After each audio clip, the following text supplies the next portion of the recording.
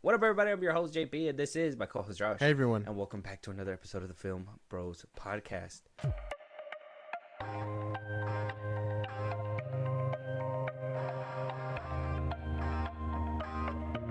All right, Josh. So, it's getting down to a wire, down to the wire. So, we are getting closer and closer to what I think is going to be the monumental milestone of the summer. Okay. That month of July, it's about to be so sweet. We got multiple movies just coming in. So we got, like I said, we've always had this arrangement, right? We have Jurassic World Rebirth. Yes. That's the new one that's coming out. That's coming out after the second. Oh, the right? second? July right? 2nd? Yeah, the 2nd of July. Yeah. July 11th, Superman. The new Superman 2025. Yeah. I keep wanting to call it Legacy, but I know it's not called I just Legacy. keep calling it Superman 25. Superman 25. And then right after that, we have Fantastic Four. Fantastic Four. The first steps from the MCU.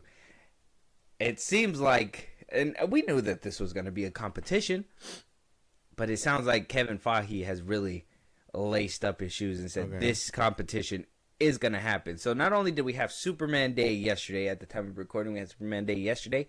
All week we have been getting news from the Star Wars celebration that's happening, which May 4th is coming around. That's and right. we have a collaboration with The Force Unscripted. Shout out to them.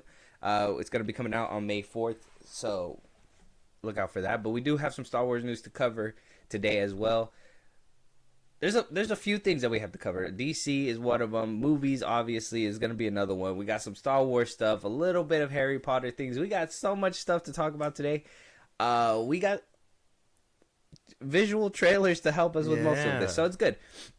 First things first, though, I wanted to start with The Real Rejects. Shout out to them again.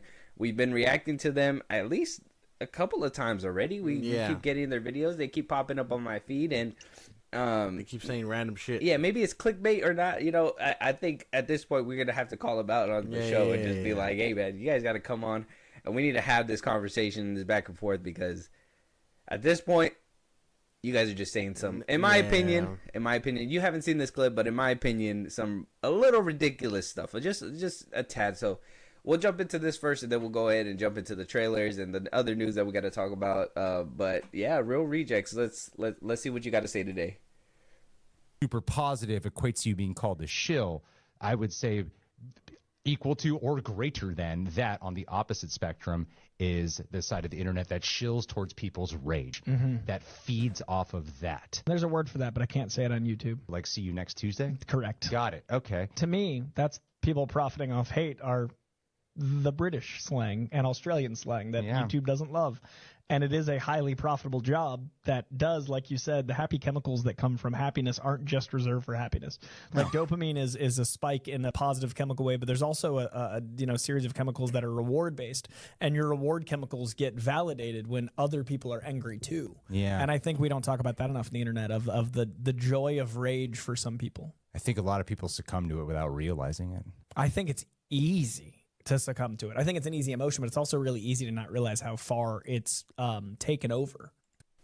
Now, I bring this one up because, look, here's the thing. What they're basically, context to what they're talking about. They're talking about the Superman hate. Talking about the Superman dragging. If it's not that, there's MCU stuff out there that that people are excited about. They watch it and they're like, hey, go watch Moon Knight. It's the greatest MCU show I've ever seen in my life. And then, you go and watch it and you're just like, what the fuck is that? What do you mean? We didn't even see half of the fight, at all. Exactly. I think we have said, even a couple of people, I mean, I'll name them out. I don't even care. Soups. We got people like Blu-ray Angel that we say are shills. Yeah. Are they shills because they're overhyped and excited for it? No. They're shills because you could tell. One of the things that irritated me, I think, recently from Blu-ray Angel, and I just kind of feel like I refuse to want to put his voice on our episodes anymore, because he rubs me the wrong way, in a way where, like, if there's a wave riding, he wants to ride it. right? That's to me is shilling for everything. He just hops on anything. Anything. Soups as well. Like, he's one of those that if you've seen him come out and be like, hey, thank you, the cast and crew, whatever. This movie sucked. Yeah. You've recently started seeing that now. Maybe he's like, hey man, I've built my platform. I don't have to shill for everything. I'm going to pick and choose when my money's going to be. So maybe he's course correcting.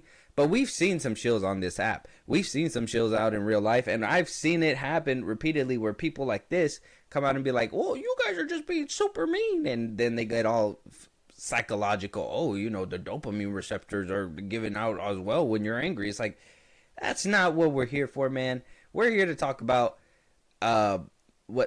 obviously what bothers us and what we do not like. But we also give constructive criticism a good chunk of the time. Now, people on Twitter is different. If you're going to just read Twitter comments, that's different. But we at least give that constructive criticism to kind of build up and move the needle forward and not just shit on it, right?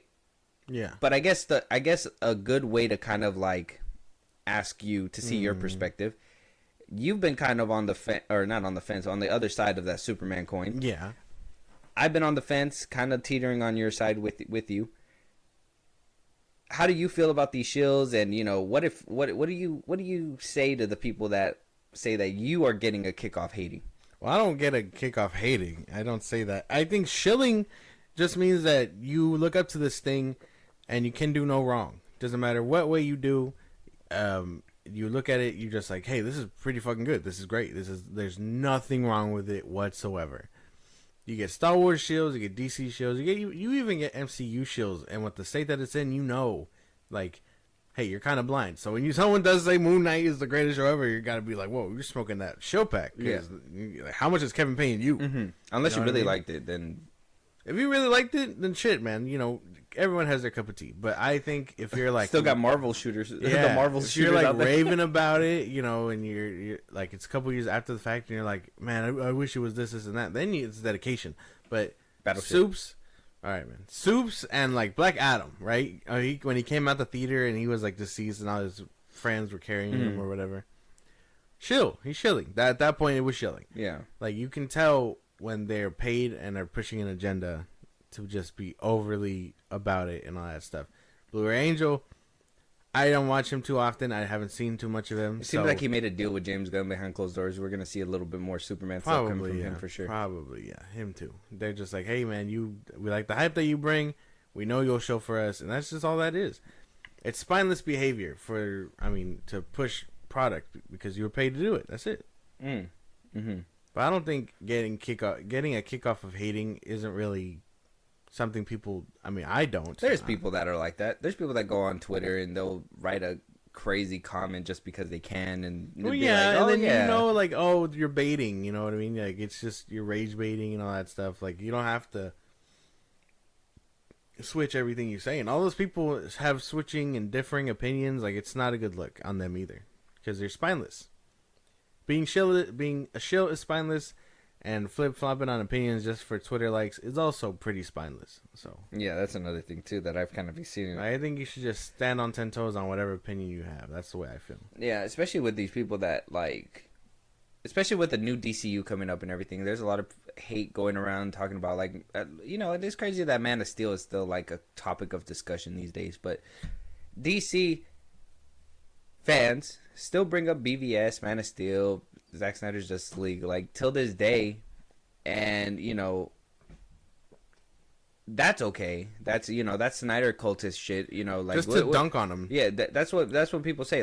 That's okay for people to do towards them, but then when we're like, hey man, we don't like Trunks. Oh, you're hating too much. You're hating. You don't. Oh, we don't like the lines in the suit. Oh, you're doing too much. James Gunn is kind of awfully in all the promotional material in this. Oh, you just don't like James Gunn. It's dude, we don't. It's things that are noticeable. Ryan Coogler, he just came out with one of the hottest movies that is dominating the box office right now. we have not seen him in every single shred of promotion at all. Like, I think we've seen him describe the movie, talk about the movie in a couple of featurettes or something like that, and then he went out to the movie theaters to kind of promote his film. Exactly. But we don't see him in pictures. Every single photo that he put out was a cinematic photo of the film, kind of showing you, like, this is what I'm going to put out. You didn't see him in the background fucking pointing at something, posing, comic books. Like, it's just, it's so two-sided, and like it's unchecked on that side for whatever reason. It kind of pisses me off. There's a big difference, and that's the thing. People are always like so obtuse about it, and it's obtuse. It's weird because everyone you gotta be a little bit more acute about it. Yeah, I'm saying like okay, so James Gunn posts himself in every promotional picture and all that stuff, and it's because that movie doesn't have star power, and they need Superman to work, so they're gonna highlight James Gunn and they're gonna highlight if that's Christopher the thinking. Reeves. Like, I don't think that's the thinking, but if that's the thinking. That's the funny thinking. If it's like, man, this movie don't got star power. James, you're up to bat. He's like, well, yeah. I mean, who is he? Like, he did like everything. Scooby Doo back in the day. Everything is like everything is about like his previous work. Mm-hmm. He's literally like James Gunn's Guardian of the Galaxy directing Superman. Mm-hmm. Like, he's in everything. He's in every promotional picture. Like, hey, we really want to hammer home that James Gunn, the guy that did those Marvel movies that you like, is doing a DC movie. Like, they really want to hammer that home, and I think it's just because they know that their stories can't carry it. They're not big names yet. This one might do it. This one might make them big names, and then they can start. Hey, maybe James get out the picture. Let these two handle it. I think the highest actress there, an actor, is Rachel Brosnan and Nicholas Hoult. And he's the bad guy. And even then, I mean, most of the time he's second fiddle in his movies, anyways. He's done more work, but you've been like you got beat out by Superman and Batman to be Lex Luthor. Like, you settled. You shouldn't have settled for anything less, in my opinion. But that's what I think. I think the ones that are like, I wonder what's the slang that he was talking about as well. Sorry, I didn't mean to cut you off. Go ahead. Sorry. Oh, okay. Well, I think that's what the thinking is. They're like, hey, we don't have big name stars, and at least, like we said before, at least with Man of Steel, you had everybody around it, and Henry Cavill was the coming of age, actor who was going to grow with Superman.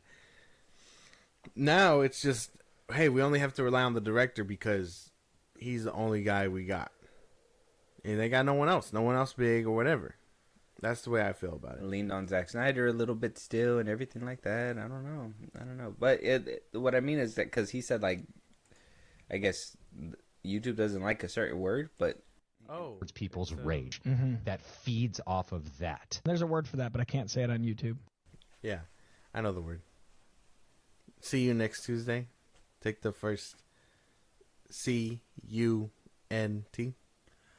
Oh, got you. Okay. I felt so lost. That's why when he said British, I was like, oh, that's right. I've heard that phrasing before. Oh, the British slang. Before. Yeah. Oh, okay, that makes more sense too. Yeah, no. I like that though. I do think it's funny that when you start talking about it and people are like, you start getting massive amounts of hate for the shit that you're saying, you just automatically go, well, it's okay that people, automatically go for hate. It's easy to succumb to and all that stuff. Like, bro, you're treating it like it's the dark side of the force or something. Like, what the fuck? Like, that shit's crazy, man. I don't know. I think taking that high road, I mean, you can take it if you want, but taking that high road knowing that you probably also do it for rage bait and clicks and all that stuff also seems kind of hypocritical on your part. Right. Because, I mean, do we know that some of these, like, do we know that certain topics are going to get people talking? Everybody does. As Superman, obviously. I would imagine so, yeah. That's why do you think we or at least I carefully pick out certain of these topics or whatever that we're going to talk about? Obviously, certain topics are going to get those reactions. But there's some people that could do over-the-top reactions and stuff like this where it's like, they get all psychological. Like I said, they get this whole psychological thing where it's like, oh, you can't act like this, you can't be like this. It's like, we can be and act however we want. We're going to say however we want to say it. If it draws in views, fine. But we're not going to be like, oh, we hate James Gunn just because we hate James Gunn. No, we have facts to prove it. If you guys ignore those facts, if you ignore the things that we're saying, like, there has been some questionable behavior in the past. There has been some weird promotional stuff. There has been little to no promotional stuff when it comes to this film. It's just not good. And then we also get other things like, you know, like these articles that are coming out. I guess a prequel comic for the new Superman 2025 is going to be releasing, where it seems to be revealing that Kal-El is not Kryptonian but a metahuman, potentially. Oh, I've seen this. I'm not sure if this is real, yeah, but this is something that was also being circulated, and this also came out during Superman Day.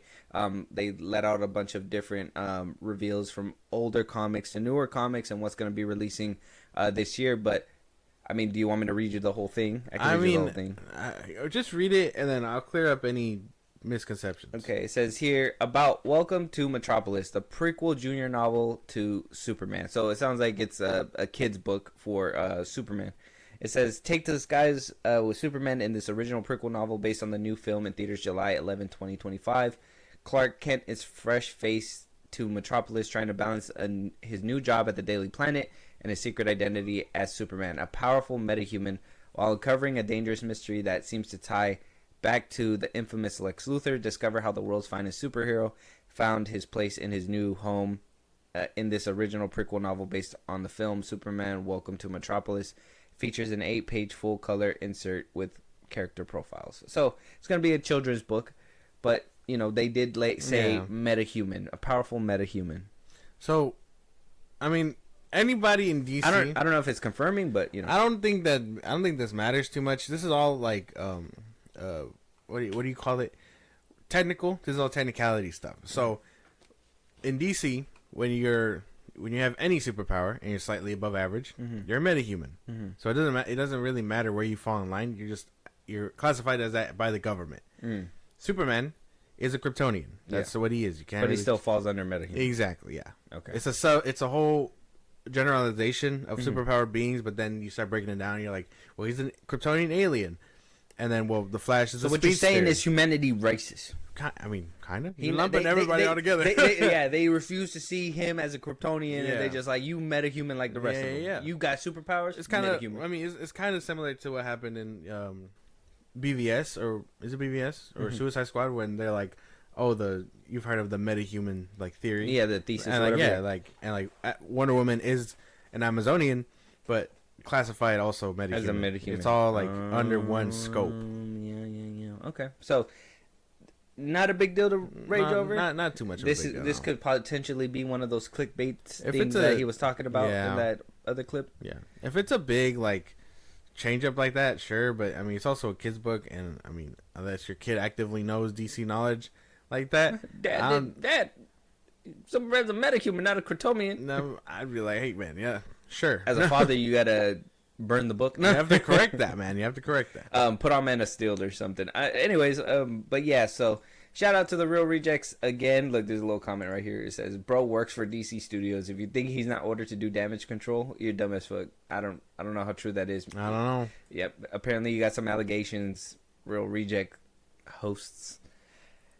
One of them, one sounds like, oh, dude, you can't really fall for the Twitter bait, and the other one sounds like, well, they're gonna do it anyway. That's this or that, and like trying to sound enlightened. And some of these people, like, not to sound like, I know it's gonna sound like I'm preaching it, but some of these people that have podcasts, that's all they think they do. They think they're deep and psychological and all that stuff, but half the time we're talking about comic books and all that stuff. So I don't know. You can get kind of deep, but at the same time, it's not that deep. You gotta know when to stop digging before you hit the pipe. Mentally, these shills shill for money, but it's also for the happiness. While the haters also shut up. They either are doing it for the money or they're not. And if they're not, then they're gonna possibly say the truth. If they want to rage bait, they're gonna lie and rage bait, and then the truth will come out later on. It doesn't even matter. It doesn't get as deep as people make it. I think it only gets deep when these. I don't want to label the Real Rejects gunners or anything like that, but it seems to me that we get to the psychological phase and blah, blah, blah, blah, blah, when the people that are defending those actions are indefensible, and then they just start going, well, there's something wrong with those people. Exactly. It's like, what? We just told you that there's possibly something wrong with James Gunn for putting himself in every single piece of promotional material so far, and we're the problem? And like, rather than being like, oh, you know, I could totally see that, you'd rather take a moral high ground, quote unquote moral high ground, and be like, something wrong with y'all. Like, what do you mean, bro? Like, that's the thing. I think trying to take that whole psychological route when talking about comic books and all that stuff, it doesn't make you superior. It kind of makes you just look like a dickhead, I think. Am I being too harsh? I don't know. I mean, no, but I mean, yes, but I feel like it's true because it does. It makes you feel like you're obnoxious. It's kind of like you're moving the goalposts now. Exactly. Now it's like, okay, so it's not just superpowers and comic books and boom bang pow. Now it's the chemistry in my brain, how certain things are just manipulated. It's I don't know. Hey man, do the mental gymnastics you need to do in order to try to defend and cope and do all these things. But to me, it doesn't sound like Superman's off to a good start. Every single thing that comes out, it's being ripped to shreds. People either love it or hate it or pick something apart. I know that I've been able to do that. Real Rejects, we'll probably keep talking about y'all if you guys keep doing this kind of stuff. But, you know, hey, we'll give you guys a formal invitation to the show if you want to. We could probably have a conversation. So, or unless you're too high and mighty, we'll see. We'll just keep throwing rocks at your hill. Yeah, we'll just see you next Tuesday. Exactly. With that being said, though, let us know what you guys think. Is the Superman hate warranted? Is all the hate on the internet just rage bait? Is your brain chemically unbalanced to think certain things? If I don't know, let us know what you guys think. Though, moving on, we do have the showdown that I was telling you about. We got kind of like fair game here. It seems like it's a fair fight. Everybody's putting up their 1s and 2s. Okay, Superman for Superman Day dropped the BTS. Okay, BTS look. Jurassic World Rebirth dropped the BTS look with some new footage. So we're on the same playing field. Marvel, though, Kevin Feige said, you know what, I'm putting on the weighted gloves, and gave us a full-blown trailer to Fantastic Four. Yeah. So, a little unfair. I gotta throw the flag at Feige a little bit for doing that. It's kind of uncalled for. You saw them bringing out a BTS sizzle reel, and you guys were like, oh no, we're not playing this game. So they know how to market. That's it. It's the Marvel news. They know how to market. You can't even be mad at that. Like, as soon as I seen that, and then I seen Jurassic Park do their thing, and then yesterday was Superman Day, so of course he was waiting for all that. I was like, damn, they are not. This summer is up for grabs, and Kevin knows how to get ahead. I'm just saying. He said, I'm throwing my hat in the ring, and that hat is heavy. Exactly. That hat is heavy. So we'll start with the Superman BTS because we all know that's the one that you want to see, Josh. So we'll start there. We'll give our reaction to it, and we'll go to the next one, and we'll just keep comparing and contrasting. All right. Okay. You ready? Yeah. Being a child, I loved the purity of Superman. It was a time when I was starting to understand what movies were. James didn't know that Superman was in his future. He wasn't sure that that was the one he should be doing. And then he called me one day and he said, I have a way in. I know what I want to talk about. I had been trying to crack it for years. This character's noble and he's beautiful. We just finished day 1 on Superman. It's been a hell of a week at the office. His scripts are so unique, his stories, they're heartfelt. We love the opportunity to play with the incredible DC library of characters and stories, and we really want to do justice for them. Welcome to the Daily Planet. It's been so much fun to have the gang together finally.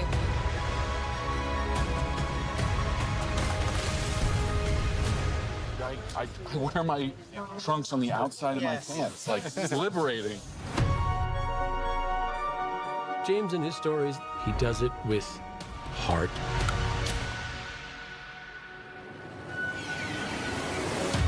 Superman is a character who's good. Who is filled with hope. He saves people because it's the right thing to do.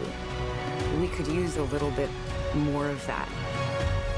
Superman was my original superhero, and it started in comics, and I think it's going to be a game changer. This is the beginning of the future.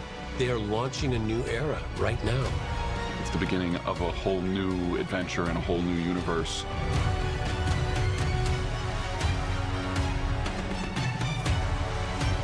We're just getting started, and we're already deep in the DC universe. In James Gunn, we trust, and I think we can do it.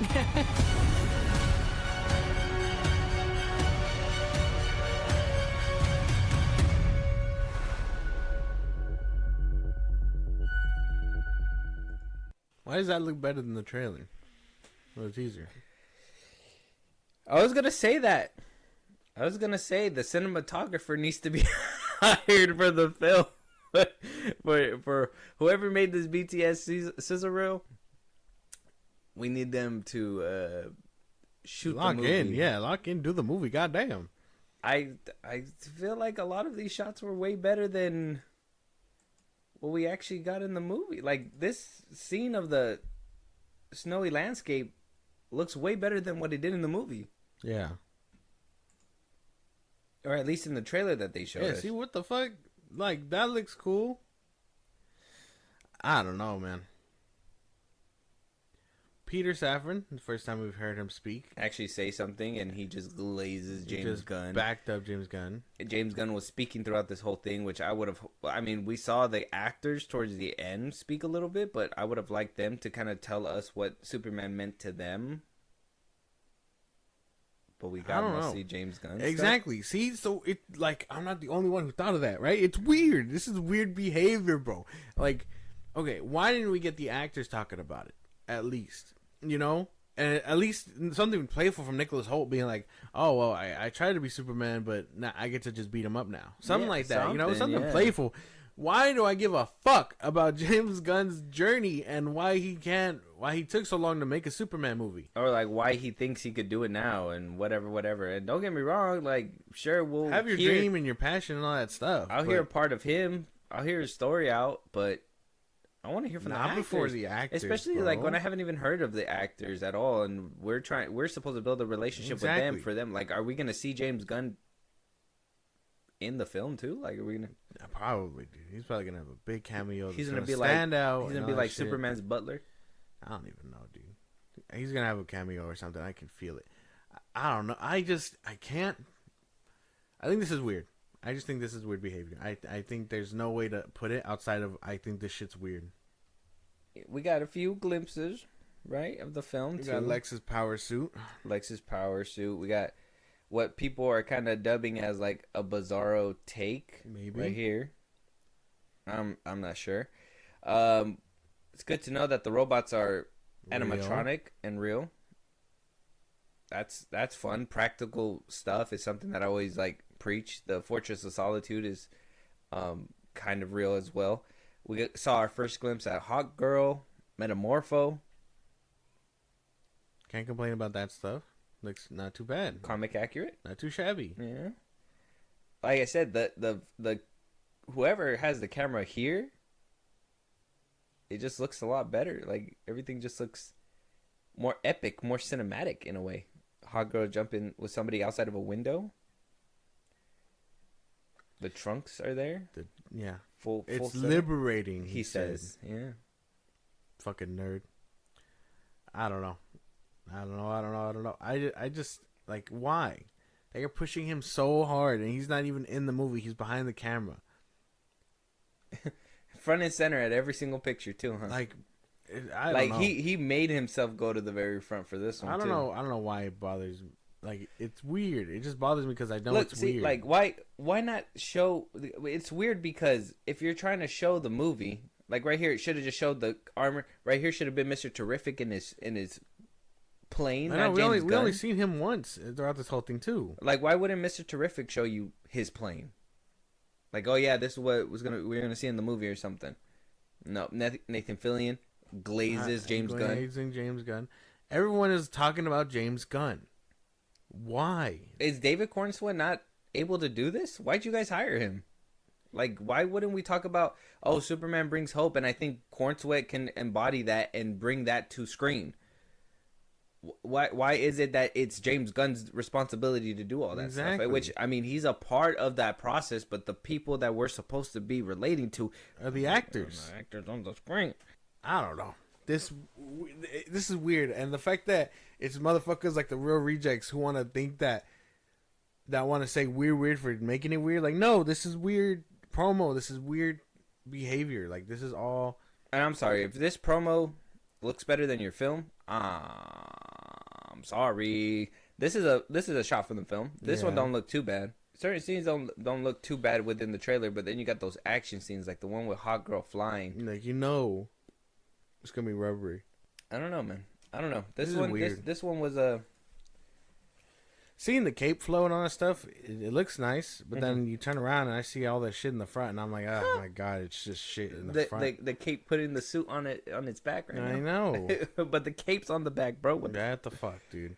This is just weird. Hate to see it. This is just weird. This is weird to me. There's nothing positive that I can say about this because, like I told you before, I'm just say it again so I can clip it and all that shit. But this movie doesn't seem to have anything going for it outside of, hey, it's colorful like Christopher Reeves and James Gunn. That's the way I feel about this movie so far. Like, what was the point of showing Christopher Reeves throughout that promo? Because that's who James Gunn saw. Yeah, that's dumb. Why would you need to show that? Why do we give a fuck about what James Gunn saw? Why do we care about his journey? Like, I'm not gonna be weird about it or anything like that. But we got this or whatever. And then if I just go, we got this for Superman Day, right? But if I just kind of go to Twitter and go to Zack Snyder's profile, I just click on it. He posted something for Superman Day too.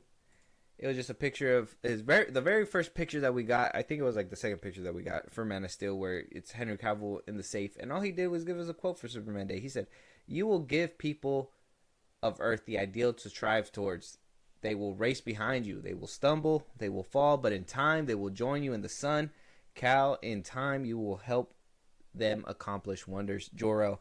That is the hardest line I've heard in years, and that was back in 2013, and that did way more heavy lifting for Superman than this whole promo did.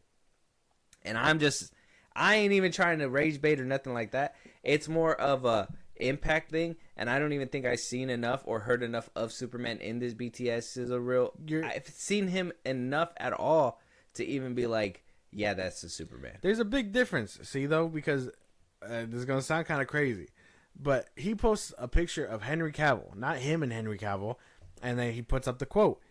This should have been surrounding Coin Sweat and talking about his journey for Superman and all that stuff, and maybe something inspirational for that, too. And the internet talked about. But no, everyone's talking about James Gunn and what he's doing. Why? When he's not Superman.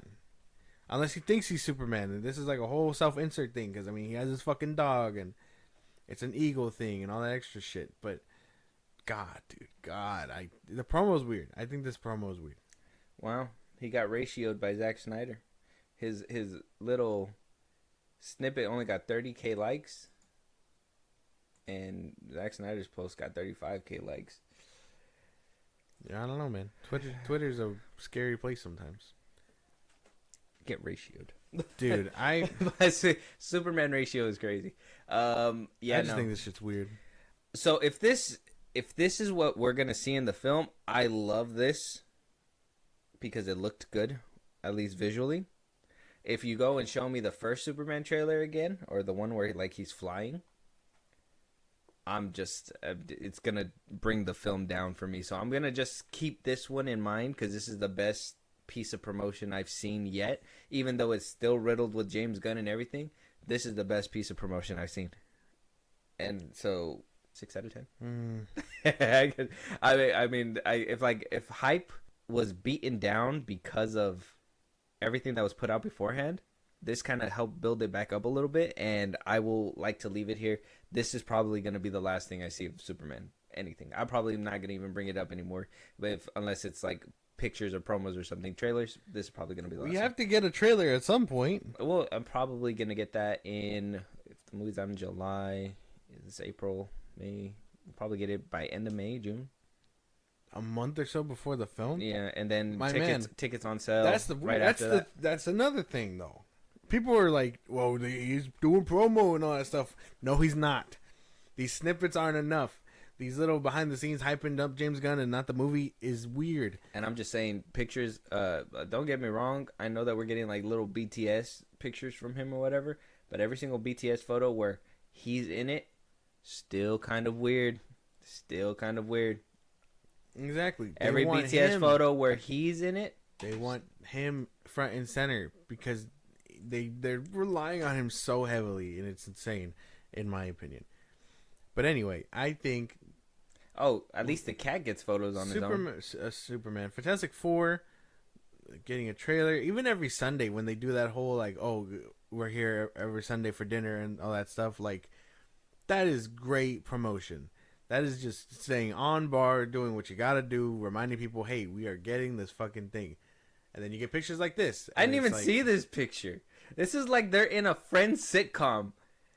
And everybody should be there except for him. Like, shouldn't Jimmy Olsen be right there? Like, shouldn't that be Jimmy Olsen's spot? Probably, yeah. Didn't we advocate for that, man?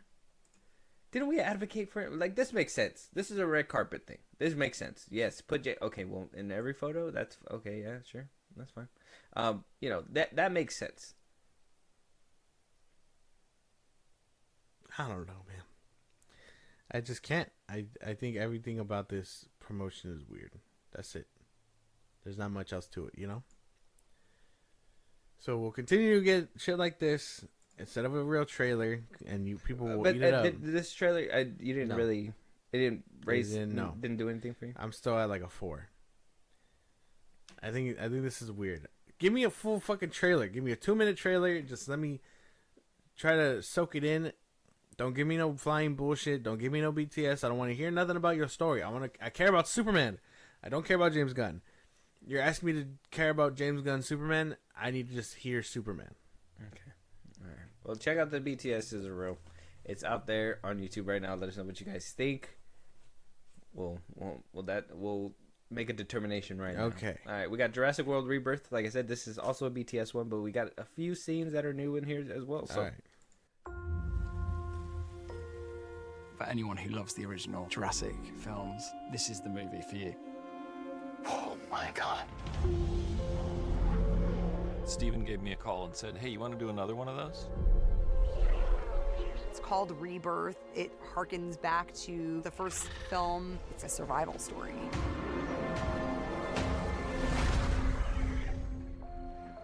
No one's dumb enough to go where we're going.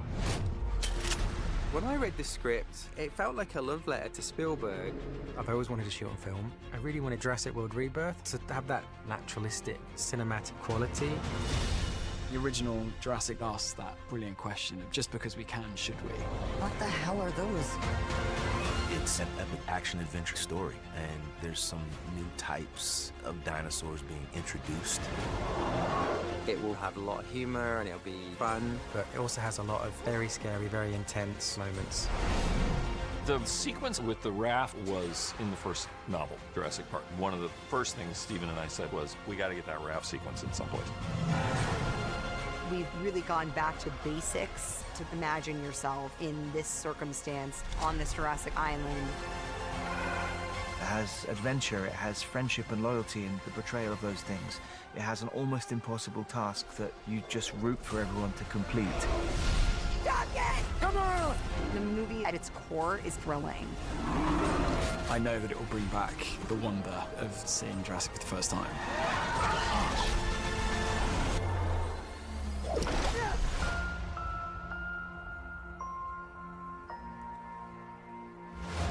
Pause it. See?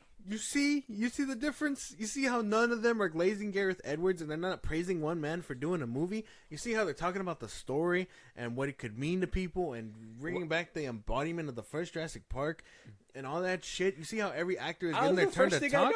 You see how every actor talks about it and feels cherished with love and gets to be a part of the legacy of being a fucking Gareth Jurassic Edwards World? Was there. He did talk about it a little bit to kind of tell you what he's bringing to the table for the film. But it was just a small part compared to the larger Not scope. a whole, I've always dreamt about it, but I didn't know how to do it, but now I do.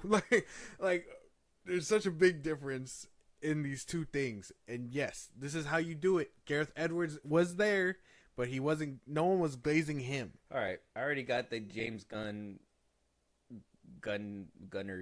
responses. All right, well, Gareth Edwards just came in and did a finished script. He did a movie. James Gunn did a full movie, and he wrote a script, and he's doing a whole universe. Exactly. I don't give a fuck. It doesn't matter. It doesn't matter who's doing what. You still like. It doesn't matter if he wrote the script and he's doing all that. James Gunn has a world to build, sure, and they are gonna prop him up because he has a big name and all that stuff. Gareth Edwards, we're watching Rogue One. I mean, we watched The Creator. Very great films in my opinion. I don't know. There's a big difference. You don't have to write the script, but the fact that they all know and understand the assignment, 10 times better. 10 times better. You're just like getting clickbait.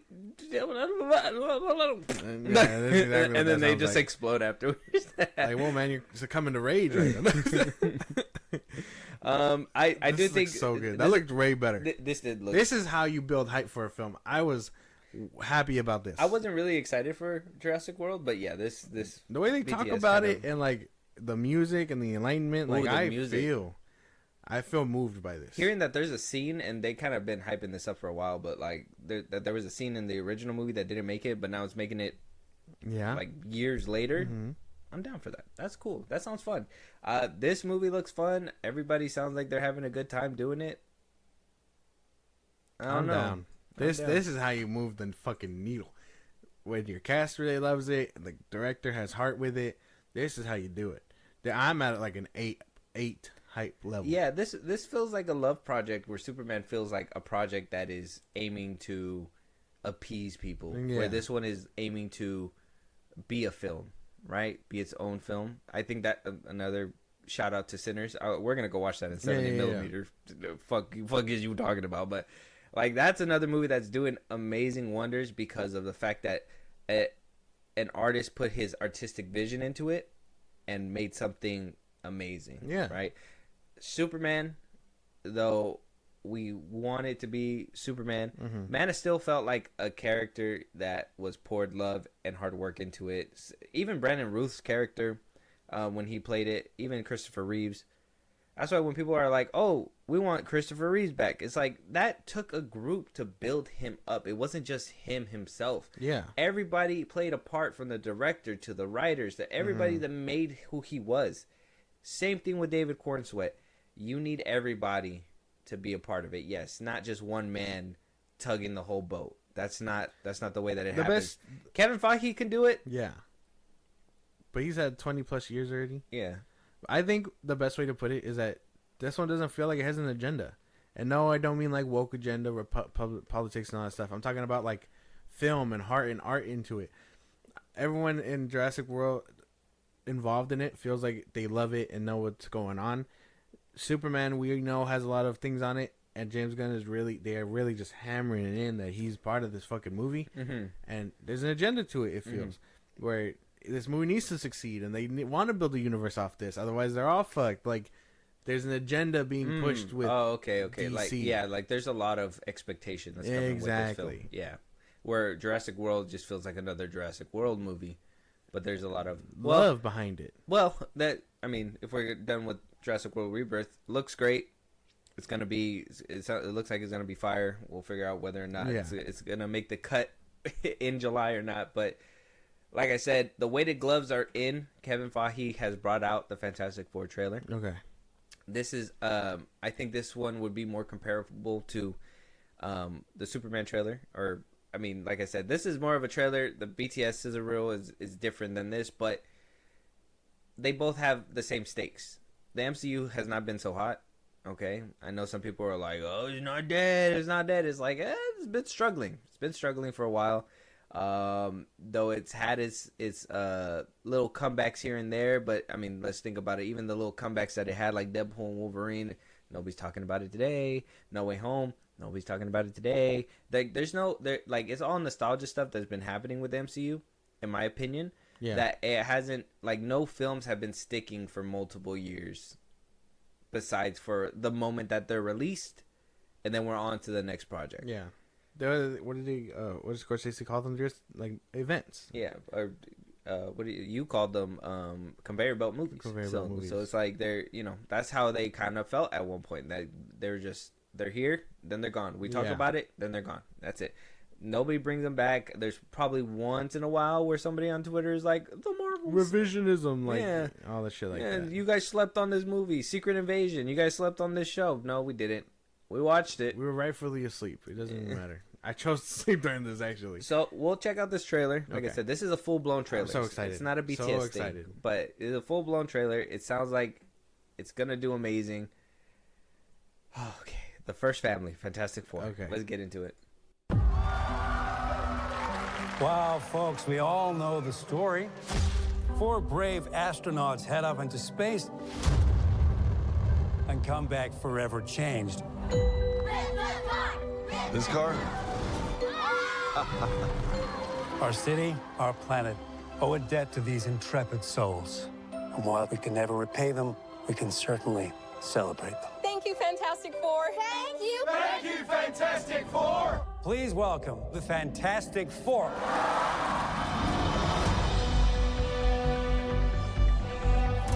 Herbie, how's that sauce looking? Okay. That is fantastic. You're late.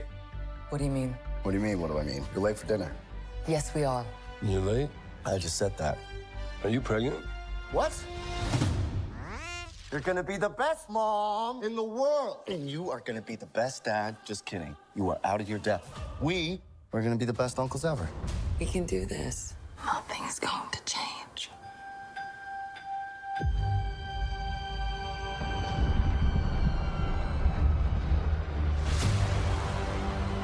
Are you the protectors of this world?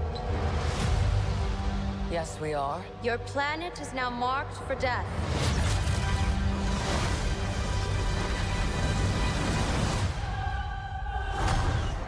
It's my fault. I stretched the bounds of space. And they hurt.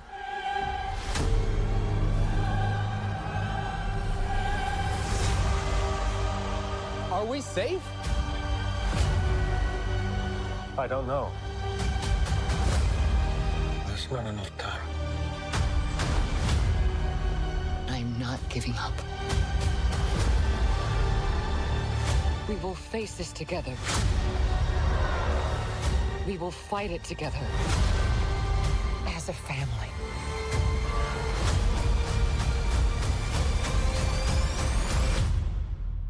Has to be us.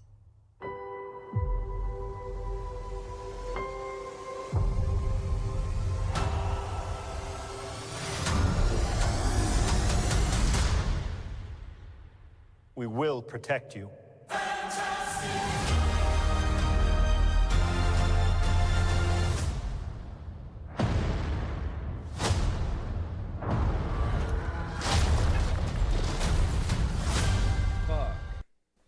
That Damn. looks good. Yo, that movie. Okay, it had a little bit in the beginning, kind of, it wasn't looking too good. I hate this. In the first trailer too, they did this too, where it's like this is very reminiscent of like the Deadpool and Wolverine scene at the very end, where like they're on, you know what I mean? Like it just feels like it's background, but then it takes a major upgrade after like the little cutscene right here. Watch, like it just looks so cheap right here. Like it seems like low budget and all that stuff, and then. Watch after this little clip that happens. That's what a real set looks like, man. And then boom, it gets all like cinematic and shit. So I'm like, I wonder if that's gonna play a role in the film where it's gonna feel like kind of small in certain areas, and then it's gonna build gradually to something grand, or if this is like something that like it started here and then it went into something bigger. I don't know. But I will say like this little scene right here did kind of make me feel like this is gonna be fucking goofy, and then it got really good.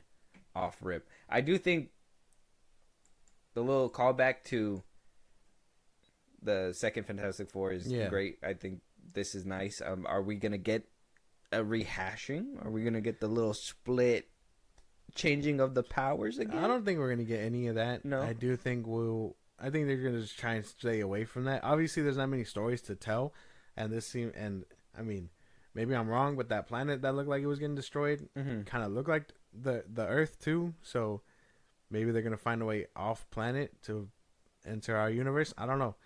Like they're gonna lose this fight. Yeah, maybe. I don't know. It seems like it. It seems like they're kind of setting up for failure. Like they're reassuring everybody, but it seems like Reed knows like we can't do it, kind of thing. Especially if it's only them. I know I've been seeing her everywhere, right? The Silver Surfer. Wasn't in this one? She's Julia, something right? like that. Yeah. She looks good. I don't even think she looks bad. I think the people that were talking shit are just setting their expectations crazy. CGI wise, I mean, it don't look too. Yeah, it don't look too crazy. I think it looks pretty. I think it looks pretty good. Yeah, going through the helicopter and everything. Johnny, I like every shot of Johnny. I'm just like, I need to see more. Just because he's my favorite like Fantastic Four member. I'm just like, man, like he looks so fucking cool. I thought we were on the Quinn train. Well, yeah, we are. We're on the Quinn train. We are on the Quinn train. That's the reason why. Like it took me a while, but seeing him. You like seeing Cousin too? Yeah, I like hearing him too. So, I think these two are gonna might have better chemistry than maybe what's his name, Chris Evans, and the first dude that played him. Mm-hmm. Better chemistry, obviously better chemistry than who I don't even know who played him in Fantastic, Michael B. Jordan and the other guy. So, I don't know. I think they're gonna be great. I think this movie's gonna be great. I kind of wanted to answer this too, because we did put this on the Twitter as well. The color scheme in their suits are different. We have the gloves for Reed, they're white. We have the shoulder and the gloves for Sue. For the Thing, his shoulders go down to his forearms, but then they stop. And then we have Joseph Quinn's Johnny Storm. His whole sleeves go like basically white. all the way to the wrist, and yeah. I wonder if that's a thing. I know a lot of people are like, the blue is throwing me off for Mr. Fantastic, but I'm like, maybe that's the thing. You know, he's the leader, so he needs to look that way. Stand out or something. Yeah, and everybody I thought else, so too. That's what I was second trying in command, third in command. And that's what I was trying to get at. I was like, when I put this up on Twitter, I was like, well, what could it mean, like narratively? Mm-hmm. So I would imagine 1, 2, because Sue has it up to her shoulders or whatever. The Thing has it up to his forearms. And then, Johnny has it all the way up to his sleeves. Mm-hmm. So I don't know what this could mean entirely. Maybe it's just an aesthetic choice. Either way, I think it looks pretty solid. I don't think Reed's suit bothers me. No, not with all the blue. No, I like everything here. Some people are saying like maybe he should have it white up top too. Oh, like by the neck? Mm-hmm. Probably. I could probably see that, but I don't know. It would match with Sue. Yeah, but I don't know. There has to be like if there's not a reason for it and this is purely aesthetic, I'm okay with that too. It got to be the reason, like leader, all that stuff, and then eventually, he's gonna, cool. You could tell he's gonna lose his top eventually. That's usually what happens. They were like, "Hey, we can't have him fully naked. This isn't Fantastic. Let's give him full clothes, and eventually he'll just lose the shirt." What do you think? This is owned by Fox? This is Disney, guys. It does look good. It looks like. Here's my thing about it. It looks like a real film. It looks like a movie. In Matt Shackman, we trust. Fuck you. Well, yeah, but like, still, like this movie feels and looks like an actual movie. Maybe that's gonna play into what you were saying. Like maybe they are gonna lose and jump into the MCU, and so maybe he had a lot more full range to be able to do stuff. And if that's the case, Fahi, you dropped the ball and you finally found it, because this is what we should have been getting for multiversal movies. Like, imagine if we just got a whole bunch of different slew of different characters from different universes that like either lost or like made their way to the MCU, and then you just see the MCU just growing, and every single film had its own identity, felt like its own thing and all that stuff. Ultimately, you know that some of them are gonna lose or whatever, but like this feels good. Like, give them an arc, so when we see him again, they're like, "Oh, I don't want to lose this world. I've been here for however long or whatever." Exactly. So at least then it's like they have stakes in it too. You know, they let a whole world die. They don't want to see it happen again. But you're just too smart. We're too smart for Kevin, I think. This one looks good. I am so looking forward to this. I can't wait. I didn't know I could be so excited for a Fantastic Four movie, but oh yeah, I am. And I've been seeing you gooners out there, bro. Silver around your mouth and shit like that. That shit's crazy. Not. You're nasty. You need to stop. It's a family film. You guys are gonna be put on watch. I know. It's not good, but it does look amazing. Fantastic. Even it looks fantastic. I think even this scene too. That's why I'm like, how the hell did we go from this opener to eventually getting to like this at the very end? Like how come they started me off kind of sketchy? Well, that's just what Matt Shackman is good at, that whole like time era thing. So you can't even be like too crazy about it. Well, no. Well, that's what I'm saying is that like this felt cheap though. Like all this just felt weirdly cheap. Like it off rip. Watching this in the beginning just made me feel like this movie wasn't gonna be good. And then, like I said, it just takes a leap.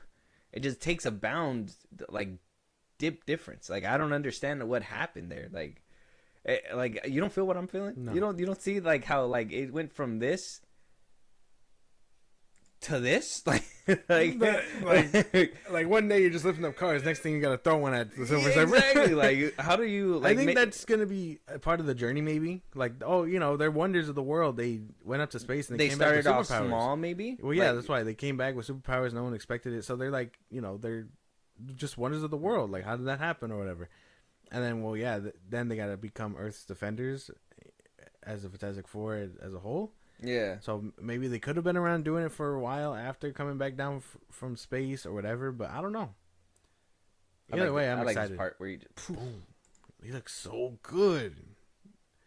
I didn't think it could happen.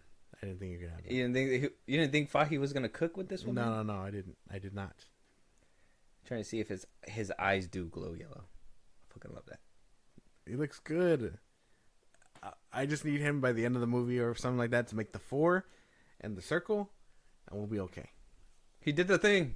Exactly. Oh wait, pause. No, he didn't. No, it's not that kind of movie. He did not do the thing. It is 2025 though. They might be uncles.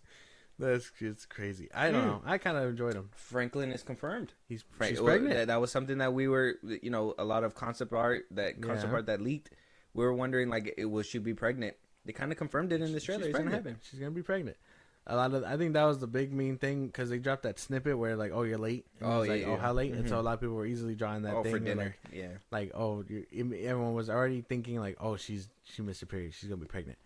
And then the trailer drops and it's like, oh, so you just confirmed our suspicion. She is pregnant. So that's pretty cool. I wonder if like maybe he's gonna develop his powers early. Probably not. And inside they're gonna find a way to multiversal travel with him. I don't know. Maybe. I don't know. Looks good though. So here we are, Josh. Right? Before we get into the other topics right now. Which one has your ticket first? Fan 4 stick. Oh, I'm sorry. Fan 4 stick. First Steps.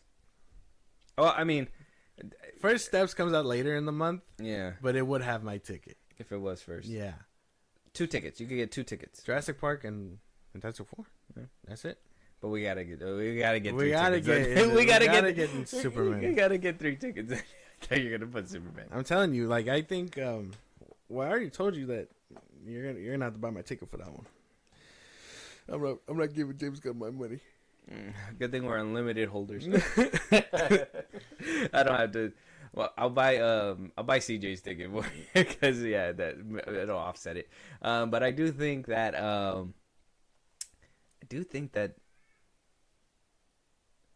like out of the 3, bro, weakest link. Come on, Superman is the weakest link. But it only sucks that a BTS reel is the thing that's kind of holding it up for me right now. But Fantastic Four looks really good. Like I think this is the first movie that I've had hyped about. Not even Thunderbolts. Like Thunderbolts, I'm throwing that one to the side too. I'm putting that one, like, I'm hearing that it's good, but I'm still putting it under the questionable bracket. You see that the IMAX like special things sold out already? Oh, did it? For Thunderbolts? Yeah, because they're doing I haven't seen I guess the cast is doing a tour like once it happens or whatever. Mm-hmm. So they're gonna be at all these locations, and they sold out like immediately. Oh, so because the actors are gonna be there, people are buying tickets. Okay, well that's another way to do it. I heard the last trailer they put out, they did the whole nostalgia bait stuff. I didn't see it. You know what? But since we're here, might as well. Oh yay, we had to react to the Thunderbolts. Life changing the episode. Here we go. We're breaking the fourth wall. This wasn't planned. You guys are coming with us right now. We're here. It's this one right here. Lena, being a hero, there is no higher calling. Your sister understood something about that. I should have come back for you. No. That's just a fairy tale.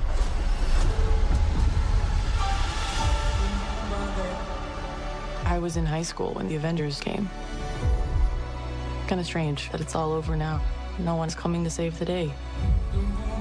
I think we are. We can be the ones that are coming.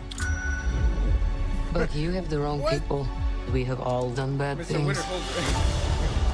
Look, I've been where you are. The past doesn't go away. So you can either live with it forever, or you can do something about it. I am a void. Look what you unleashed. You can't outrun the emptiness. We can't do this. No one here is a hero. We all have things that we regret. But I have so many.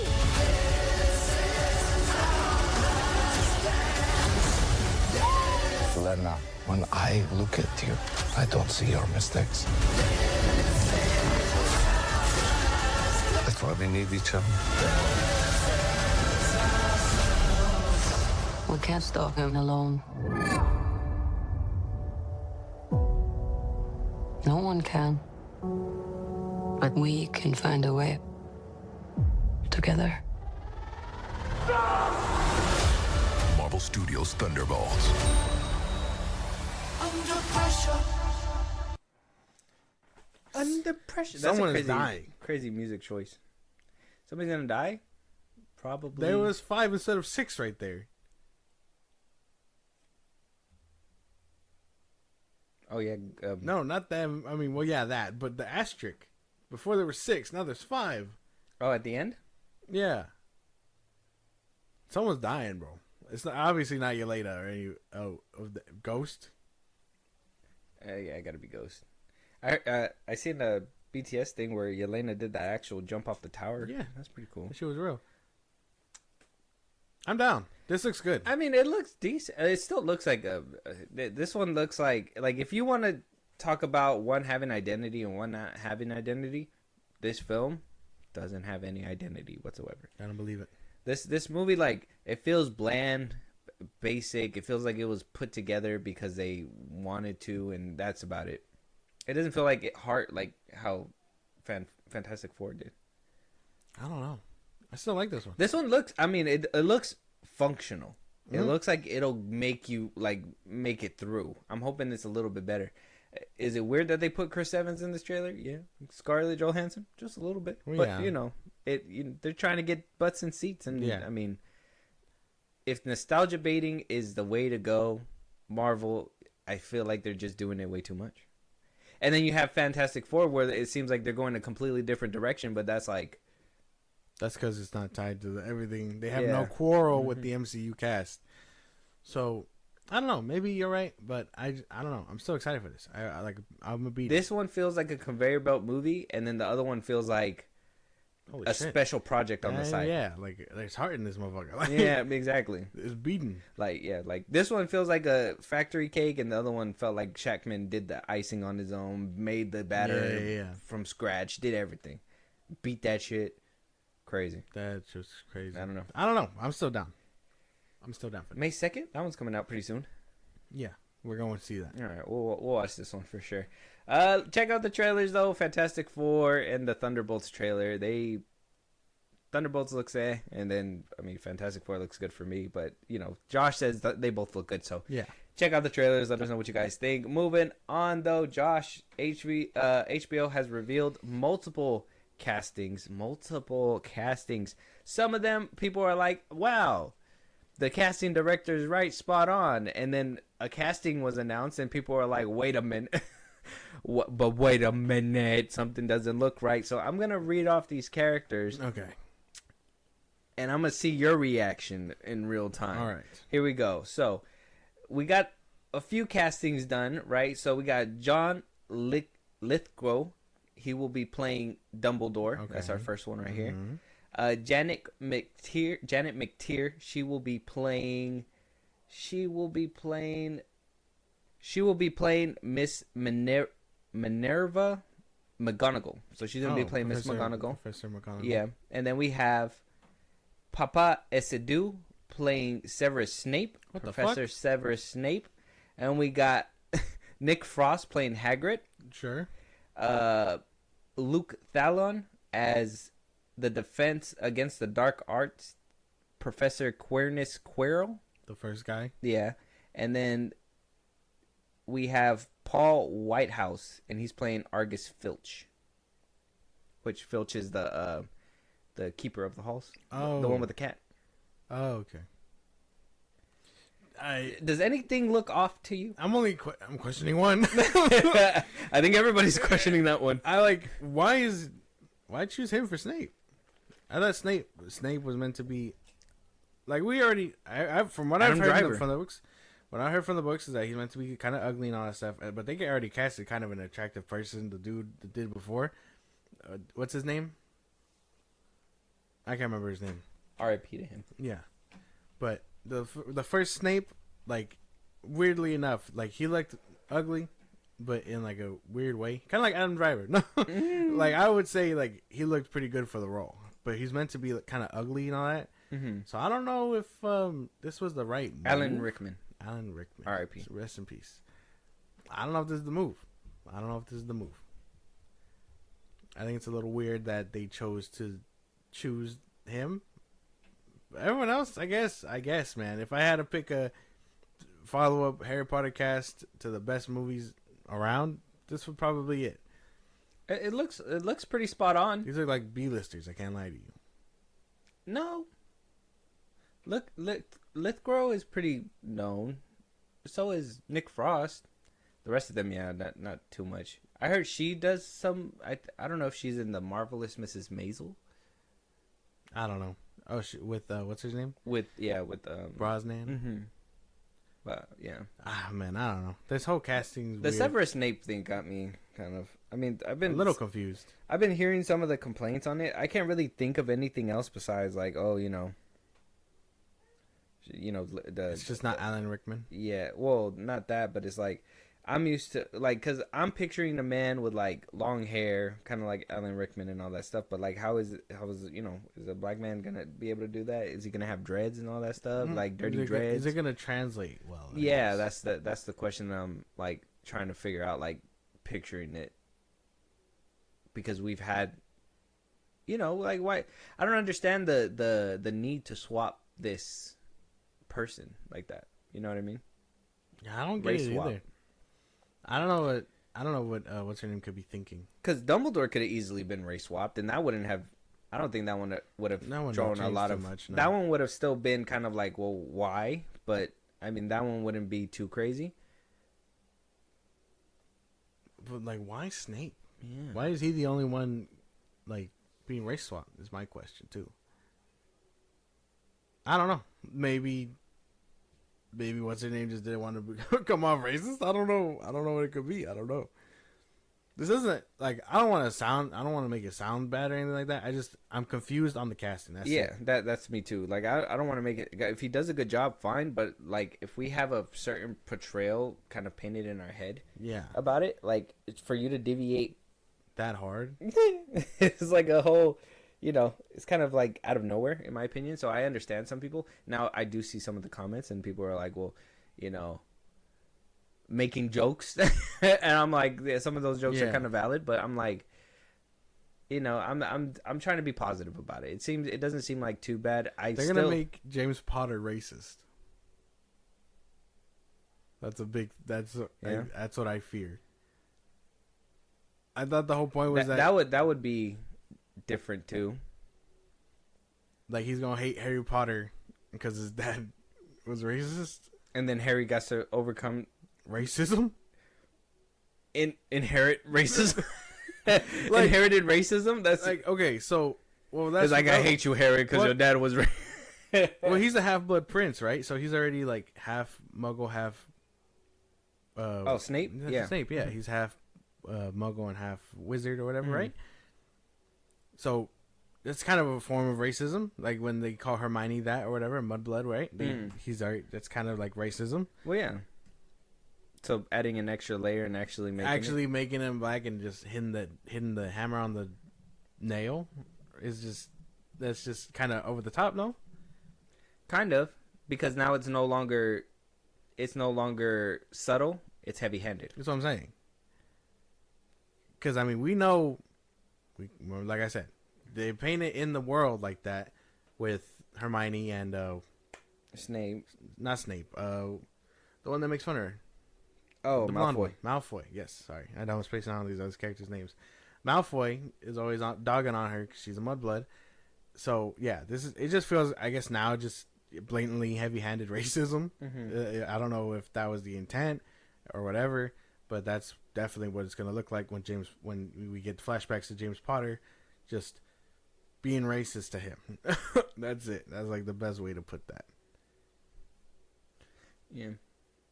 I mean, there's no other way to put it. Yeah. They could have made Malfoy.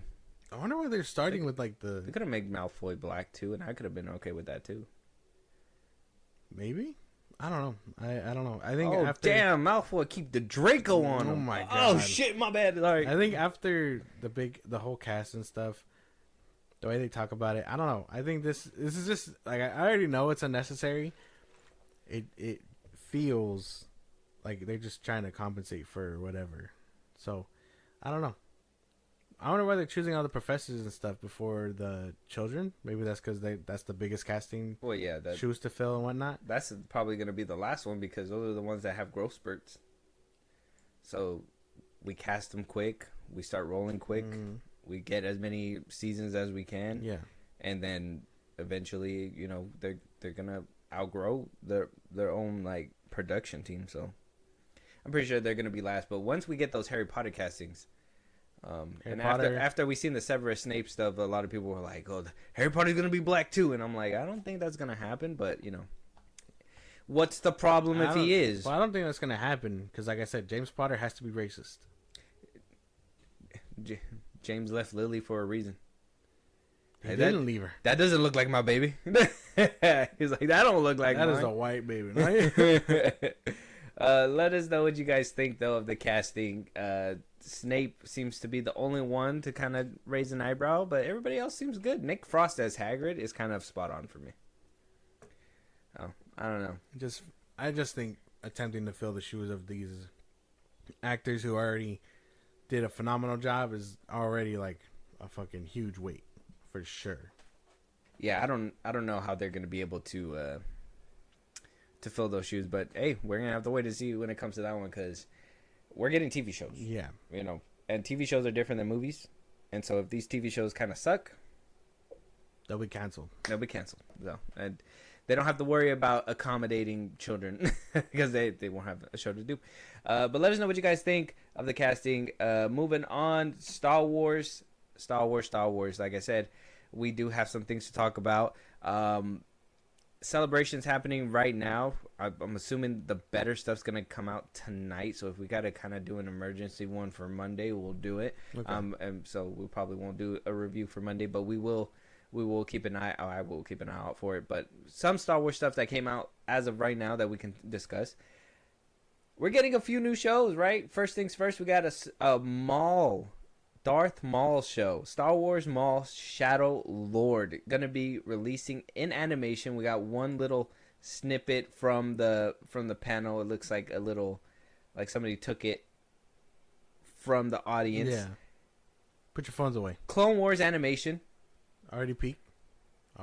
You see his lightsaber. We got a little bit of news coming from it. Apparently, this is going to be set between the prequels and the OGs. So that basically him building up the Spice Syndicate and all that stuff. That's exactly what I was thinking. He took over the Pikes. Yeah, basically. So it sounds amazing. And if you know me, I'm a Darth Maul fan. So getting a whole Darth Maul spinoff is something that I want. And I still am mad at Star Wars fans for not showing up for Solo and taking away a Darth Maul spinoff from me. Yeah. I'm, Ray Parker situation aside. Anyways, Ray what Parker. do you think about this? I think this is great. I'm excited for this. Obviously, I have no real complaints. I am assuming that it is definitely going to be about how he took over the spice operation from the Pikes and stuff. Apparently, we're going to get, according to Filoni, we are also getting some untold stories from George Lucas himself. We are going to, Darth Maul will have an apprentice. Potentially might be the Twilight. Oh, the Darth Talon? Darth Talon. That could be cool. That could be cool. How is this going to fit into the grand scheme of things? Who knows? She's probably going to have to bite the dust, right? Her and Maul? Is Disney course correcting with Filoni and finally putting out some what is it called? What the Force Unscripted call it? Shout out to them again. It's the novels, right? The novels. Oh yeah, the extended novels, the extended universe. Maybe, probably. But I mean, if this is all scrap stuff, this is what his sequels would have been about. They would have followed like Maul and all that stuff. So I don't know what this could be like. But if they're using like, just ideas from it, we already know they dip into the extended universe just to grab ideas and like fix it into canon. So it's not too crazy to say that. I'm excited. This sounds all very cool. Very exciting stuff. I'm happy. That's good. I'm happy. Satisfied and whatnot. I'm oozing with excitement. And so we have another. We have the Mandalorian Grogu, the Star Wars movie. We don't have a trailer for it, but apparently it was showed. Hoping like by this week we'll get it, or hopefully in the next couple of days, we can maybe do it by Monday. But sounds good. It looked good. I seen a little bit of somebody recording it off their phone, and it looks decent off the phone. So I'm hoping for an official HD trailer, and we can probably move on from there. But did you see it? Did you see it? Certainly, no. I just know that they did show them something. I haven't seen it. It was like a full blown trailer. Damn! It looked pretty decent. Yeah, I'll just wait for it. I saw pictures. I think I saw him talking and walking around with Zeb. Zeb was there. Chopper got a gun. Yeah. See, so they stay strapped, I guess. Yeah. Like, I'm excited for that one, and obviously the Ahsoka movie, the the Reign of the Empire, something like that. So I don't know. I'm excited for Ahsoka movie. Throne of the Empire. Oh yeah. That Heir to the Empire. That Filoni movie. Yeah, that's coming out after this one, after the Mandalorian Grogu, and then we got an official title, an official casting for Sean Levy's Star Wars film. We got Ryan Gosling front and center, not Glenn Powell. I don't know how we feel about that. And the movie will be called Star Wars Starfighter, releasing May 28th, 2027, so in about a couple of years. Yeah. I'm already down for it. I think, like I told you, I can't see him as like a Jedi or anything like that. So a pilot or like a scoundrel type, like Han Solo type, I could see. Is this I'm about to throw out a movie reference to you. You're probably not even gonna catch it, but is this Patty Jenkins Starfighter movie Rectified? Rectified? Yeah. You're not even gonna get it. It's okay. You're not even gonna get it. It's a deep one. You ain't gonna even get it. Yeah, it's a deep one. Yeah, it's kind of deep in there. You're not gonna get it. It's like a penny in the couch cushions. You're not gonna get it with your two fingers. You're funny. Rectified. Yeah, no. Uncultured. I thought so too. I mean, that's exactly what I thought when I heard this too. I was like, this kind of sounds like they took Patty Jenkins' Rogue Squadron or whatever. Oh, Rogue Squadron. And just fixed it for this. I mean, that could still happen, I guess. But yeah, it sounds like we're getting something similar. So. Patty's like, I'm still working on that movie. They're like, no. No, you're not. We gave it away already. Kathleen in the cut, like, stay away. No. Ryan Gosling. It's not yours. I don't know. This sounds cool though. I'm excited. You're not excited for a Star Wars movie? I'm not excited for a Sean Levy movie, man. That's my thing. I'm not a Sean Levy fan. He does decent work, but I mean, there's not one movie from Sean Levy that makes me like, besides maybe The Night at the Museum, where I would like actively go back and rewatch it again. Maybe the trilogy, maybe. definitely the first one. But I mean, Deadpool and Wolverine. I mean, it's good. It had heart. I'm not really going back to it that much. I mean, that what was that other one? Free Guy. It was good. Yeah. It had heart. I'm not really going back to that one that much. The one that he made for Netflix with Ryan Reynolds. Yeah. It was good. It had heart. I'm not really gonna go back on it. So like Sean Levy is one of those that like he can make easy movies for me that like you can, if you put it on, you could watch it and easily enjoy it, but you don't really have the need or the want to go back and rewatch those films over and over again. And I think him joining the Star Wars universe is like the safest bet. They saw what he did with Marvel and what he can basically do, and they just were like, let's make a safe movie that we know is going to draw in audiences. And probably it kind of pisses me off. Yeah, you might be right about that. But still, Star Wars, I'm down for anything Star Wars. So we'll keep it pushing. That's the way I feel. Yeah, but I mean, that's enough, man. That's enough. Okay, keeping it moving. All right, I love Star Wars. I love Star Wars.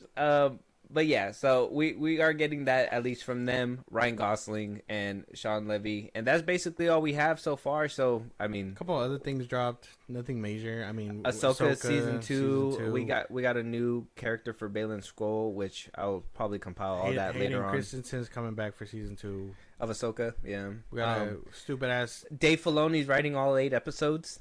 Fuck. All right, man. Big fuck. No. Holy fuck. It's gonna be good.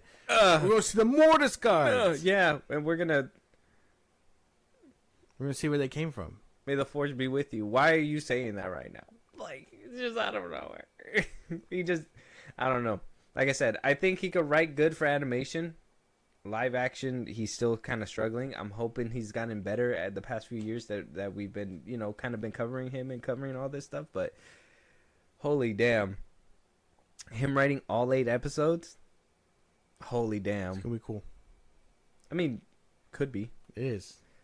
If it's more like all gas, no brakes. That's what it will be. Well, yeah. I mean, and then you got to think, like, we get those episodes, right? And it's just mostly action that just doesn't make sense or fit into the movie or show. You're wrong. I'm excited to see what he does. You're wrong. I'm excited to see what he does. That's all you're gonna hit me with. Yeah. You're wrong. I'm excited to see not just the action, because I do like the lightsaber fights, but like what's gonna happen lore wise. This is the one where I'm like, I want to see where the story goes because of the Mortis gods and all that stuff. So, like, what was Baylan searching for? A better writer. Shut up. Oh shit. He was searching for somebody who. I don't know. That's enough. Okay. That's enough out of you. That's enough. Pipe down over there. I'm hoping it gets better though, because the first season didn't really attract me. We got a turn-based Star Wars game. I mean, I know no one really cares about that. Yeah, I'm not playing a mobile game. I've seen that. I'm not really gonna play a mobile game. And then a lot of Andor stuff. Andor season 2 comes out on Tuesday or something. I'm hoping more stuff comes out today and tomorrow, and then hopefully by this week, because Andor should be coming out this week, right? Yeah. Andor's going to be releasing on the 22nd, 23rd? Yeah, 22nd. So we're going to be getting around to that, but let us know what you guys think. Like I said, more Star Wars stuff should be coming out soon. When that happens and we have more detail, we'll talk about it in a different episode. All right. Could be on Monday, could be saved for next week. We'll have to wait and see. Moving on, though, we have another trailer, A24 Eddington, okay? Eddington, Joaquin Phoenix, Luke Grimes, Pedro Pascal, Austin Butler, Emma Stone, stacked cast. I'm starting to think Galactus is invading the MCU because he is just tired of Pedro Pascal. It's a Pedro Pascal fucking massacre. They are overusing this man, and he's tired of seeing him in every single universe. Speaking of Pedro Pascal, yeah. You seen the Last of Us yet? Yeah, no. I'm not watching Pedro Pascal. I'm watching him Fantastic Four. That's it for the year. I'm not seeing him no more. I'm tired of this, man. I want to see this trailer to see if it's good. Yeah. But yeah. He's a good actor, man. He is high demand. Sure. High demand. Too high. He's good. He's good. Overexposure is a thing, you know. No, but he's good. Overexposure is a bad thing for The Rock. but he's good. Pedro Pascal's What good. about Let's James get into Gunn? it. Nah, let's get into it. All right. What about James Gunn? No, we fuck. Of course, they keep looking at that lab in Wuhan, China. If you look at that lab in Wuhan when that was established, it was 1956. Of course, that was the year Tom Hanks was born, the first celebrity with the virus, Mr. Sleepless in If Seattle. you value your life, you should think twice. Because the people of Eddington like guns. Your pain is not a coincidence. You are not a coincidence. We are not a coincidence. And I am speaking now to deny my husband's announcement yesterday, which was false. Eddington, New Mexico, despite its meager population, is quickly being co-opted in online circles. I'm ready to continue leading our town and fighting the pandemic and the racial and economic.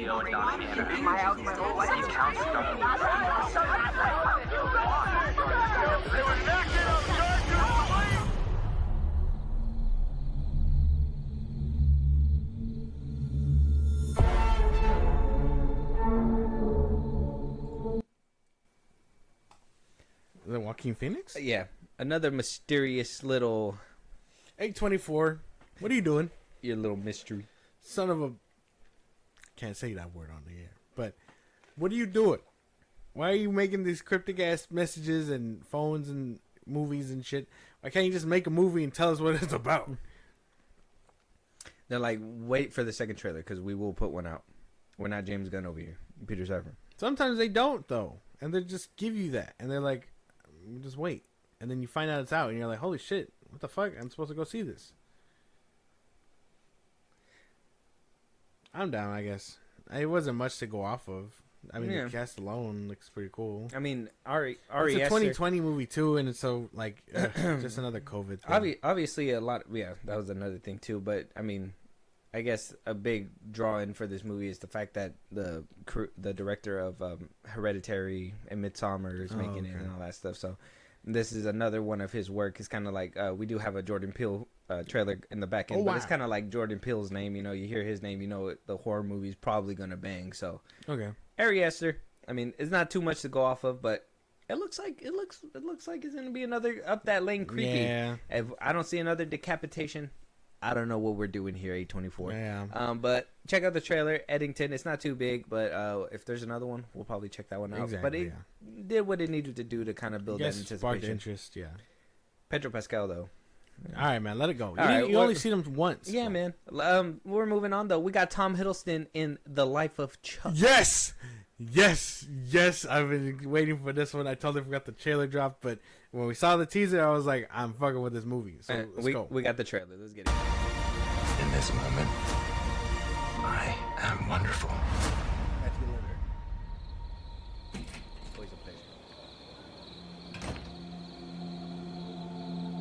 When you look up at the night sky,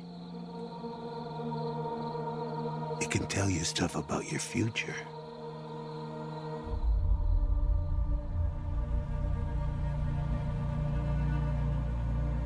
It won't lie to you. It's pure that way.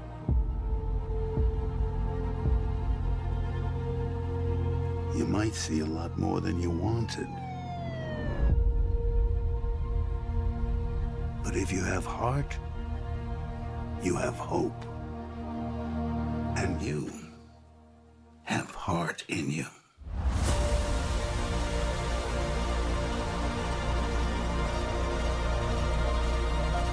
The world, Chuck. Everything you've ever loved. Everything you see. Every year that you live, that world will get bigger and brighter.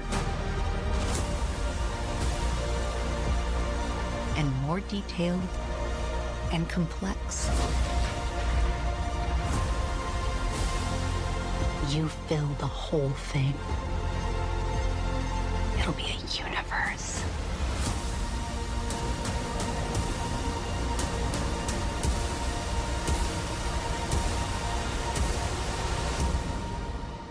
Isn't that wonderful?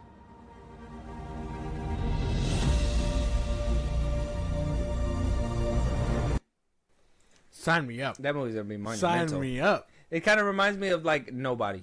Yeah. Oh man, nothing spells out like heart gut wrenching shit, like fucking around with mortality. This is gonna be good. I'm so excited. I'm so excited for this, bro.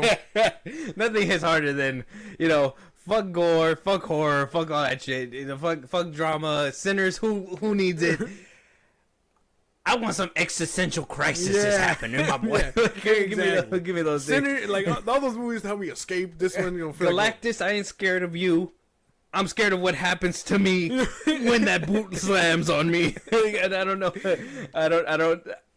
You have a point. Like, and I'm with it. Like those movies, like this movie is gonna probably enhance those things, though, right? Like, and just make you think about the moments that you share with people and all that stuff. So, like, we're gonna go see Sinners and all that stuff. It's gonna be fun, and then we're gonna see something like this and be like, damn, we should be cherishing moments like when we go see Sinners and all that. It's like watching. Sign me up. What's that movie that we would just watch recently? Dude, that shit made me ball up like crazy. It was the one with Zac Efron and the Iron Claw. Oh, that shit was good. I know that one's not like existential or nothing like that, but that one's still like, well, it kind of goes into that little realm. But it's like when these movies hit home like this, and it seems like it's gonna hit home a lot. Same thing with that Nobody film and all that stuff with Jared Leto and all that. Like, if you guys want to see a good Jared Leto film, that's it. But like, I'm down for this one. I'm down 100%. Sign me up. Life of Chuck. Check out the trailer. Tom Hiddleston, stacked cast. Mike Flanagan, Stephen King, a part of this. Mark Hamill is so old. Mark Hamill, he is. It's gonna be a sad day when we hear that. I know. Moving on though, let us know what you guys think. Last trailer, last topic. We have Him, coming from Jordan Peele. Him, starring Marlon Wayans. Okay, yeah, we got Marlon Wayans in this one. Not a comedy. Not a comedy. You know, Jordan Peele don't do comedy. We got Marlon Wayans, and then we also got, who else is gonna be the Wynn Rosenfield? No, that's not her names. Where are their names at? Oh no, I just had you. Oh damn, the likes just went up. Y'all caught that live if you're watching on YouTube. What? You didn't see the likes and all that go up? Oh no, I didn't see it. No. Yeah, I seen that. Oh, Cameron Cade. Oh, okay. Cameron Cade. I don't know. I'm trying to see it, but I know Marlon Wayans is in here. Let's just get into it, dude. Marlon Wayans, Jordan Peele. This is his next film. Him. That's all this. We got Get Out, Us, Nope. Now Him. Now Him. Now he's him. He's him. Let's get it.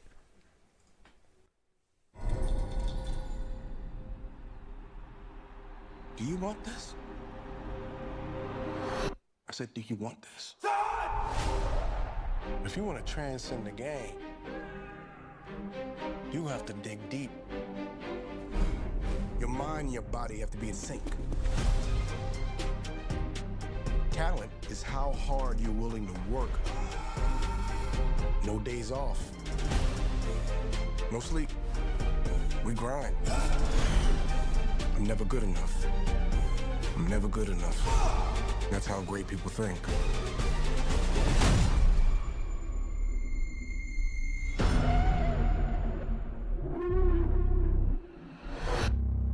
So you're gonna have to ask yourself, what am I willing to sacrifice? This ain't a fucking game, man. This is everything. Do you want this? What are you willing to sacrifice? You fucking say it! Say it! Say it! Everything!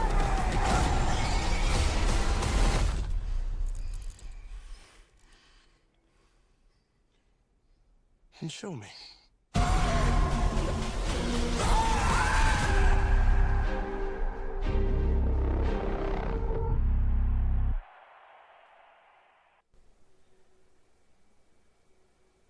That looked crazy.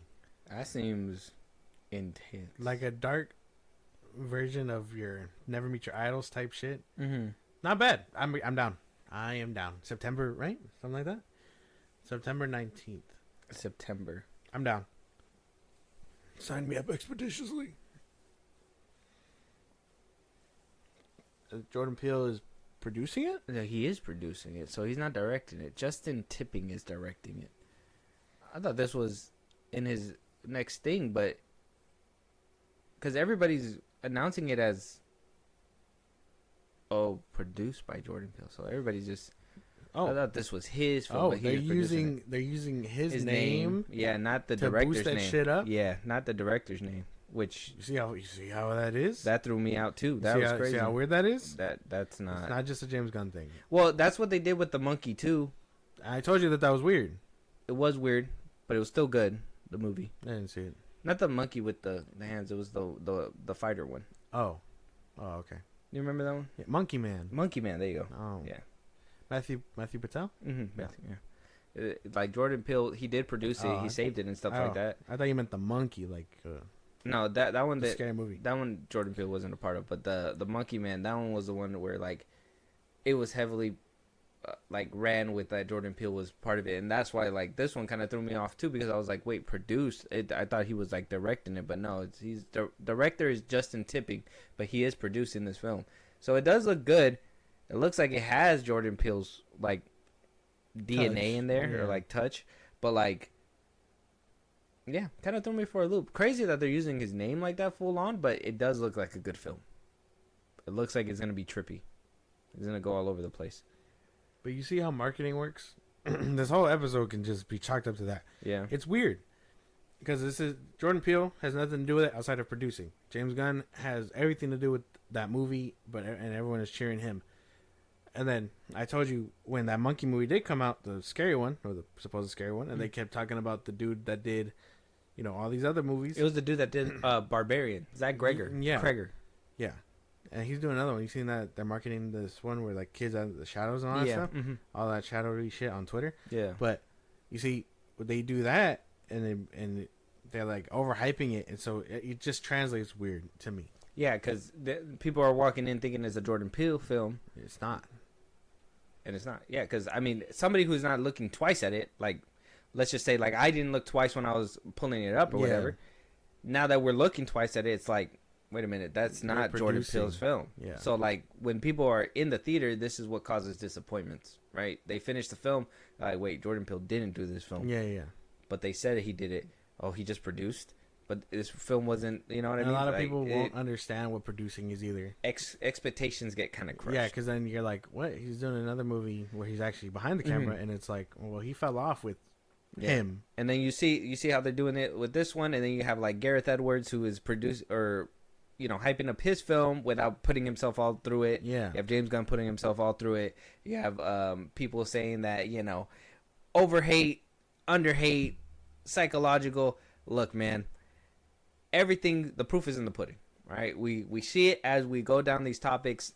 You got misleading topics, misleading quotes that we have to literally, we talked about this multiple times, we have to literally read the whole article for people because they just pick out these little things that make people look bad, and it's not good. It's not a good look. When you get the full context, that's when we can go ahead and, start making those judgments. But I think it is a good PSA to put out there that marketing is a big deal. Make sure you guys are double checking everything. Don't just rage bait. Don't just clickbait. Don't just do all that stuff. Let's actually report real good, at least decently. At least if you make a mistake, honest mistake, not just for, not just to be like, oh, shill and rage bait and cultist and get engagement and blah blah blah. But we know people are gonna clout chase. People are gonna check out exactly like him. What would you do to be the best? Right? Yeah. That is what it is. Check out the trailer for him. It's out right now on YouTube. Looks good. The likes are still going up. It's at 38K now. But check out the trailer. Any topics that we should be talking about, any movies you want us to review, any TV shows we should be reviewing as well. You want to hear your voice on one of these episodes, Josh, let them know where they could do all that. Twitter, TikTok, Instagram, and FilmBros Podcast. We post no episodes up. You can hit us up there for any news or movies you want us to cover. Buzzsprout link is the social I just gave you. It's like a Patreon. You subscribe, you have the show go. Greatly appreciate it. Listen to us anywhere you get your podcast at FilmBros Podcast. Be part of the conversation. Twitch at FilmBros Podcast. And when it's all said and done, subscribe to our YouTube at FilmBros Podcast. And with that being said, we'll talk to you guys on the next one. Talk to you guys later.